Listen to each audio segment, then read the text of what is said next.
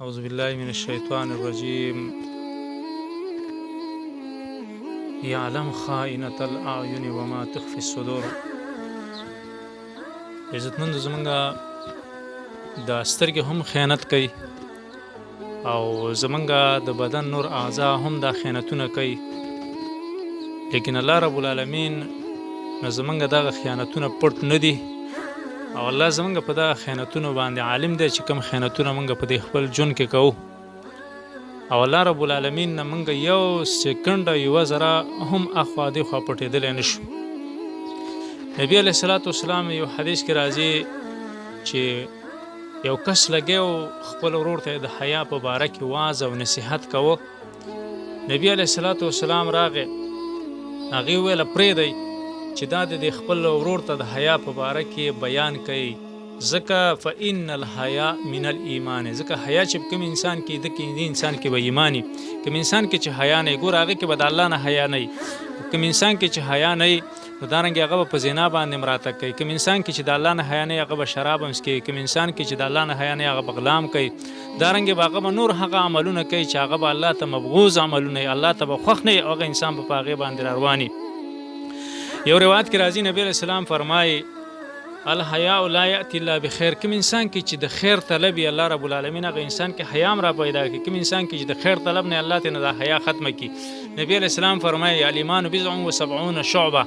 ایمان څه د پاسه او یا شعبې دي، مرتبې دي، څانګې دي، دارنګې یو په هغې کې د ایمان حصه هم ده چې ایمان دارنګې دا د حیا یو جز دی، دا به انسان نه پرې والحیا شعبة من الایمان، حیا چې دا د ایمان حصه ده، د دې نه به انسان نه وځي. نبی علیہ السلام یو ځل صحابه ته وویل ان مما ادرک الناس من کلام النبوة الاولى اذا لم تستحي فاصنع ما شئت، د مخکنیو انبیاو نه یوه خبره راپاتې ده، هغې به خپلو امتونو ته کوله او زه هم تاسو ته کومه، هغه دا چې کله ستا نه حیا لاړه بیا چې د څه خوښه هغه کوه، ځکه حیا د انسان دپاره جامه ده، لباس دی، په دې باندې انسان عزتمن ښکاري. کوم انسان کې ماته ویل چې حیا یې دا به زنا نه کوي، دا به شراب نه څکي، دا به غلا نه کوي، دا به نور هغه عملونه نه کوي چې الله رب العالمین په هغې باندې خفه کېږي. او دارنګې نبی علیه الصلاة والسلام